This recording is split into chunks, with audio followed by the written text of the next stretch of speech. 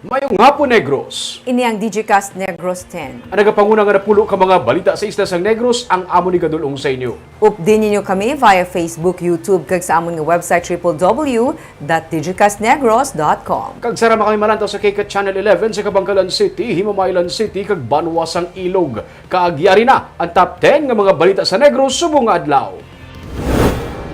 Fully vaccinated individuals lang nga sa Bacolod ginbakunahan ang hindi pag-require sang negative RT-PCR test result. Vaccination cards sa Negros Occidental, butangan na sang QR code.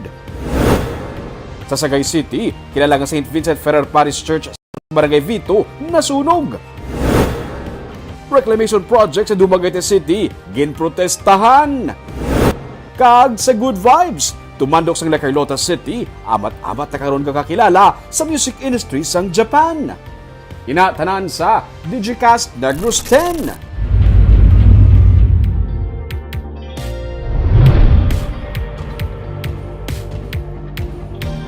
Sa number 10, St. Vincent Ferrer Parish Church sa Barangay Vito sa Sagay City ang nasunog. Pagtipon sang pondo para sa pagpakaayos sini ang ginsuguran na. Ang kilala nga historical pilgrimage shrine kag parish church sang Barangay Vito sa Sagay City ang nasunog sang Biyernes sang gabi. Ang nawala nga side sang altar ang gintupok sang kalayo kag ang damage ginabulubanta nga yara sa 50 tubtub mil pesos sunog sa kay Diocese of San Carlos Bishop Gerardo Almenaza. Nag-spark gikan sa wala naman nakasaksak nga nag-overheat nga amplifier ang ginahalinan sang kalayo sunog sa obispo. Diri nahamtang ang mga sagrado nga mga libro, mga ginagamit sa Holy Eucharist kag sound system sang simbahan. Ginadagsa sa mga deboto ang ini nga simbahan kun Biyernes bilang ila na nga panaad. Popular ini o kung popular diri ang palapak sa Santos nga masobra na sa katuig nga ginapatihan magkapaayo sa mga balatian. Gintukod ang simbahan sa mga Recollecta friars sa 1860. May mga nakakita sang mag-igrab ang kalayo kagilayon nga napahibalo ang mga caretakers ng simbahan amukon nga wala na magdako ang kalayo. Wala naman sa may nasamaran sa insidente. Ginasugura na sa karon sa Diocese of San Carlos ang fundraising drive para mapakaayo ang simbahan.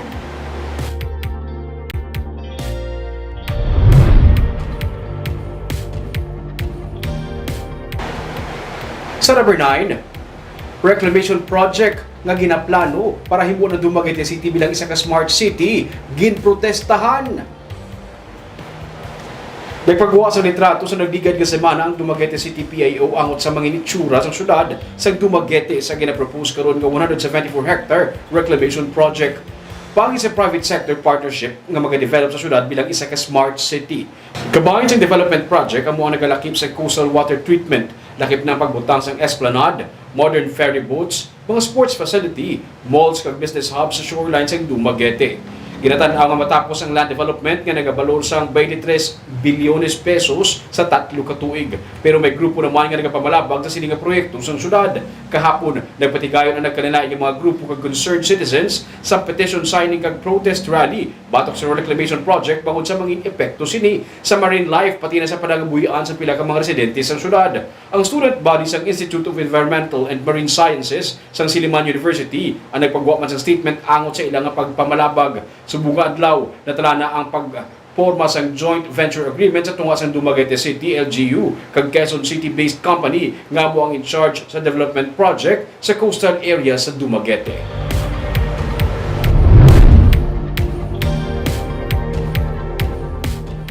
Sa number 8, San Carlos Diocese of Bishop Gerardo Almenaza nag-ayo na sa COVID-19. Nakahiwat na sang misang obispo sang Domingo matapos ang 21 kaadlaw nga quarantine. Na ospital pa sa sulod sang 6 kaadlaw ang obispo bangod sa COVID-19 pero tigayon man siya nga naka-recover. June 25 siya na discharge sa ospital. Ginabisuhan ng obispo nga maghagan-hagan lang sa iya nga mga aktibidades tungod sa iya nga pre-existing medical conditions. Dako naman ang pagpasalamat sang obispo nga iya nalang puwasan ang balatian. Sa number 7,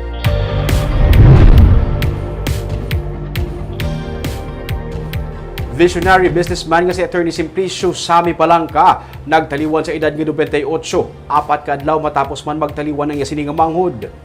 Tungod sa carjack arrest, nagtaliwan na ang founder kag chairman sa Bacolod Real Estate and Development Corporation nga si Attorney Sami Palangka sang Sabado. Makaligad man ang kapin apat ka tuig sa sulod sang ospital. Ini makaligad man sa pagtaliwan sang iya 86 anyos nga manghod nga si Dr. Ernesto Palangka nga napatay sang stroke sa Manila sang Hulyo 6. Suno sa apo sa mag-utod nga si anay Congressman Albi Benitez, isa ka visionary ang iyang lolo Sami nga amo ang nanguna sa pagpatukod sang Breadco nga isa sa mga nagbag-o sang geographical kag economic landscape sang syudad kag rason man sa pag-uswag sa pila ka mga bakulod nun kag digrense.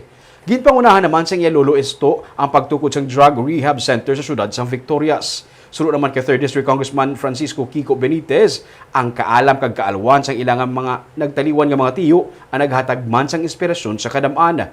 Para naman kay Negros Occidental Governor Eugenio Jose Lacson, isa ka dako nga kuhulan ang pagtaliwan sa mag-utod nga Palangka nga naghatag giya sa paglambo sang ekonomiya sang Bacolod kag sang probinsya. Many of us will be missing him, especially those that have benefited from his generosity. No? We entrust him to our good Lord, and I know that the gates of heaven will be wide open for Uncle Sam. No? I would like to condole with the family Palangkas for the passing of both Uncle Sam and Dr. Palangka.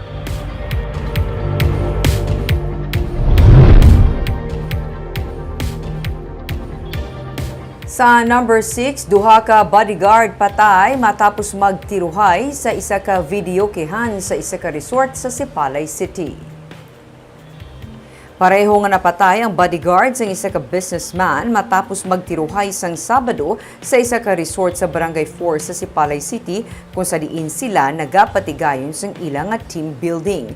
Ang mga napatay amo Sanday Fernando Silanga kag Gary Labrador. Sa investigasyon sa Sipalay PNP, nagakanta lang sa videokehan sa sulod sang resort si Labrador sang sila ang magbaisay sa iya upod nga bodyguard nga si Silanga. Gintinguhaan pa sila nga ulu-uluhan sang ilang mga upod suno sa pulis, pero hinali na lang gingabot ni Silanga ang iyang armas kag gintiro si Labrador. Nagbalos man tiro si Labrador suno sa pulis sa iya upod.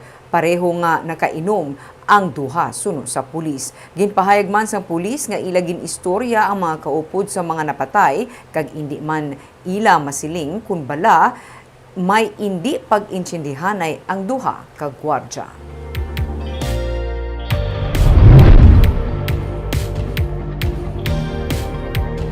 Sa number 5, 12 ka mga banwa ang syudad sa Negros Occidental nagbaton sang 2,400 ka mga dose ng Sinovac vaccines.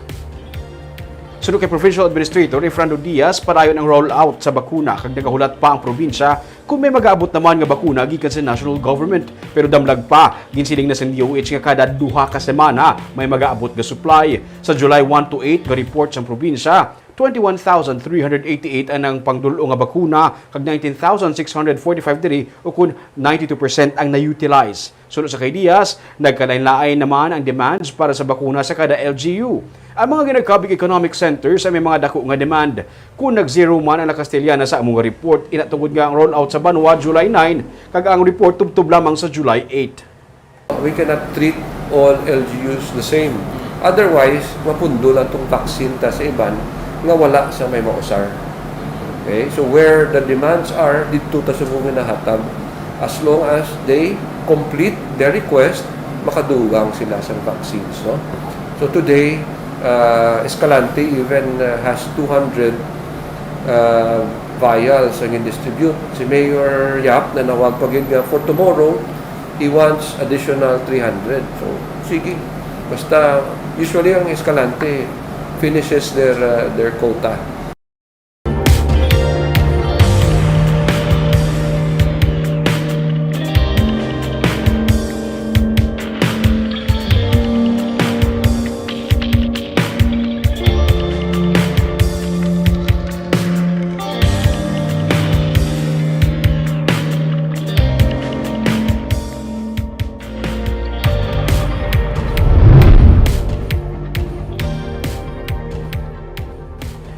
Sa number 4, limatanan ka empleyado sang Noche Poco Negros Occidental Comprehensive Health Program ang nagpositibo sa COVID-19. Sunod kay Provincial Administrator Rayfrando Diaz, ang Sabado may duha ka nagpositibo. Kag sa ginpatigay nga contact tracing may 3 ka iban pagid nga nagpositibo man sa virus base sa ilang nga swab test result. Sa 5 ang isang gindala sa Valladolid District Hospital matapos maka-eksperyensya sa kabudlayan sa pagginhawa. Inisya sa karon ang yara naman sa maayong kahimtangan suno kay Diaz. Ang 3 yara sa Mambukal kag ang isa sa Limans para sa ilang nga quarantine. Ang nabilin nga empleyado suno kay Diaz nagnegatibo naman sa virus. Suno sa gobernador bilang kabahin sa standard operating procedure, ginpatigayo na ang disinfection sa lugar. Preparahan siya sa cut 3 and then isa ka high flow system, no? Oxygen delivery system. So nasaylo siya kahapon and I hear na daw okay na. She's breathing well. Today, 3 ka additionally ng staff tested positive after yesterday's swabbing.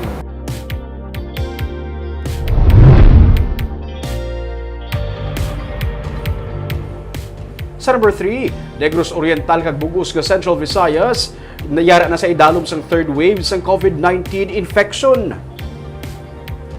Ginpahayag sang Sabado sa Department of Health Region 7 nga yara karon sa third wave sang COVID-19 ang Central Visayas base sa monitoring sang DOH sa nagligad nga 4 ka semana. Sunod sa DOH, makita ang upward trend sa Central Negros. Kag pinakamadamo ang active cases ang na-record sa Negros Oriental. Sa datos ng DOH, yara karon sa 3,639 ang total active cases sa Negros Oriental. Pero sa datos naman sa Negros Oriental PAO, yara na lang sa karon sa 1,501 ang active cases sa Negros Oriental matapos mag-record sa 195 ka bag-o nga mga kaso. Kag 260 naman ka mga new recoveries. Ang unang wave ng COVID-19 cases sa Region 7 ang na-record sang Mayo sang nagligad ka tuig. Ang second wave naman sang unang binulan sang 2021 kag karon subong ang third wave suno sa DOH. Samtang ang Negros Occidental kag Bacolod ang may double-digit cases na lang nga dugang nga kaso sang kahapon. 53 ang nagdugang sa Negros Occidental, nga karon mayara sang 1,862 ka-active cases, kag 49 naman sa Bacolod, nga karon mayara sang 1,449 active cases. Sa number 2,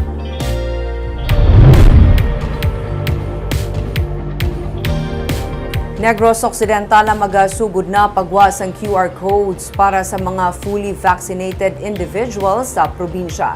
Samtang wala pa sang desisyon ang probinsya bahin sa IATF resolution nga nagatugod sa mga kabataan nga magwa sa mga lugar nga yara sa GCQ o kon MGCQ. Ginsiling ni Negros Occidental Governor Eugenio Jose Lacson nga magasapol pa ang Provincial Incident Management Team kung bala tugutan ang mga kabataan 5 katuig pasaka nga makagwa na. Sa ginpagwa nga resolution sang IATF, pwede ng kabataan sa outdoor areas basta sila ang may mga upod nga adults. Dugang pa ni Lacson kung tugutan gidman ang kabataan, ilaman desisyonan kung sa mga anula mga lugar sa Negros Occidental. Ginsiling naman ni Provincial Administrator Rayfrando Diaz nga unahon ang Barangay Kapitolyo sa mga iga-issue sa probinsya nga QR codes. Ini sa pagpasiguro sang authenticity sang COVID-19 vaccination cards sa mga fully vaccinated individuals. Suno kay Diaz, una nga pag-isyuhan sang QR code si Governor Lacson kag ang mga opisyales nga fully vaccinated na. Hinyuon man ang mga LGUs ang ilang nga listahan sa fully vaccinated individuals agud to nga ma-upload man ini. We have not made a decision yet. In fact, I have to sit down and talk to our INP team if they will allow, and if we allow, what areas will we allow them? No? So right now we are not yet decided. Kaag sa numero 1 sa mga balita subong nga adlaw.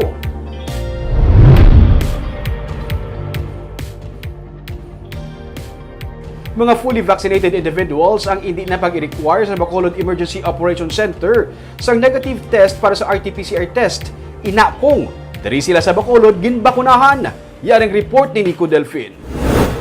Nagdesisyon ng katapos ang Bacolod Emergency Operation Center nga ipaiway na lamang ang pag-require sang RT-PCR test result sa mga fully vaccinated individual nga nagabiyahe pabalik sa Bacolod. Sandigman ini sa Resolution 124-B sang Interagency Task Force nga nagahatag pribilehiyo sa mga fully vaccinated individual. Pero sunod sa pamuno sa Bacolod EOC nga si City Administrator M. Ang, dapat sa mga vaccination areas ng syudad sila nakapabakuna ukon administered sa Bacolod ang ila pagpabakuna. We will only acknowledge or accept vaccination cards that are issued by Bacolod City LGU. And for those who were fully vaccinated in Bacolod City, meaning kung taga Bacolod ka, you are fully vaccinated, malakat ka sa iban nga LGUs, pagbalik mo you will no longer be required to submit to an RT-PCR swab test. Why? Because ang mga na-vaccinate dere, kag ang gin-issue sang Bacolod City LGU nga vax cards are verifiable from our end. So pwede ta na ma-verify ang authenticity, hindi kita makambal nga basi fake na or hindi pwede mapeke nila because we have the data in our database of all those that we have vaccinated here. Gindugang ni Ang nga ang kutob lamang sa mga COVID-19 vaccination cards na gin-issue sang syudad ang sarang nila ma-verify sa ilang database. Pero kung handa na ang Vaccination Information Management System sang Department of Information and Communications Technology, mahimo nga sa masunod nga simana, sarang na nila mapatuman ang resolution sang IETF. Nakasugtan man sang katapos ang EOC nga hindi anay pahanugutan ang mga nagaedad 15 anyos panubo nga makagwa sila puluyan. Nagpagwa ang IETF sang Resolution 125 nga nagapahanugot sa mga kabataan nga nagaedad 5 ka tuig pasaka nga makagwa na sa balay para sa outdoor activities basta may upod lang nga adult. Inikutob lamang sa mga lugar nga napaidalom sa General Community Quarantine kag Modified General Community Quarantine. Our infection rate is still high, is still quite high. Guarded pang aton nga mga numbers subong as far as COVID is concerned. Our isolation facilities, our hospitals are still mataas pa ang occupancy. So because of those reasons, the EOC strongly recommends nga mas stick lang kita na sa 15 years old and above for now until may re-evaluation. Ang Bacolod City ang napaidalom sa General Community Quarantine kag nagapabilin sa moderate risk base man sa kadamoon sang COVID-19 active cases. Nico Delfin para sa Digicast Negros. Sa Good Vibes, isa ka Negrense singer nga tumandok sa La Carlota City ang amat-amat na karon nga nagakakilala sa Pungsod, Japan. Aton siya kilalahon sa report ni Romeo Subaldo. Si Catherine Kabalatungan sa Barangay 1 sa La Carlota City ang mabisita lang kung tani sa iya nga iloy sa Japan pero wala na siya makapauli kag didto niya naman ginpadayon ang iya nga pag-eskwela. HRM student siya sadto sa University of St. Lasal pero wala niya na ini matapos. Duha siya ka tuig nga nag-eskwela sa Japanese language didto. Nakaupo siya sa Filipino community kag nag-intra sa mga banda-banda kag choir. Dito na nagsugod nga nakilala siya bangod sa iya nga talent sa pagkanta. Sa Hamamatsu siya, nag-a-star nga ginakabig naman nga Music City sa Japan. Sulod ko sa sa language school, sa Japanese language school, may mga nakilala ko itong mga group na Philippine community diri sa lugar namon. Then na nila nga ay kanami gali magkanta ning bata ni tapos impa ko nila sa mga choir nila, sa mga bando-bando, mga band. Tapos ayun, may mga singing contest nga diri sa lugar namon. Naka-intra siya sa isa ka singing contest kag sa masobra sa 500 ka mga contestants saan nangin kampiyon. Wala sa magpaabot nga ang magdaogali, may recording contract kag may mga TV guestings. Wala akong kabalo nga magdaog ka. May kagali, magiging recording star ka kag makuha ka sa mga TV nila. Nakibot ko makuha. Ano ring isudlan ko? Oo. May mga radio guestings na siya. Ginaimbita na siya for TV appearances. Nagalibot na siya sa Pungsod, Japan. May mga imbitasyon na sa gani sa Vietnam kag Indonesia para dito mag-perform. Kung wala nag-pandemic, may music video siya kung tani nga i-shoot sa ilang nga hometown. Ugaling, wala madayon. Naka-release na siya sa duha ka mga singles kag last year. Naka-release siya sa iya first cover album, ang tanan nga mga kanta sa Japanese language. kag sa September ma-concert na siya. In 2020, last year, na-release ko sa first cover album ko. And Album na then this gid niya? year, sa September, album last year. This year, sa September naman, concert. First, solo concert ko. Nagbago ang lakad sa pangabuhi ni Kat pero ginpili niya nga magpangabuhi kaupod sa gihapon sa iyang mga ginikanan. Ang pinakahandom niya, maka-perform sa iyang hometown.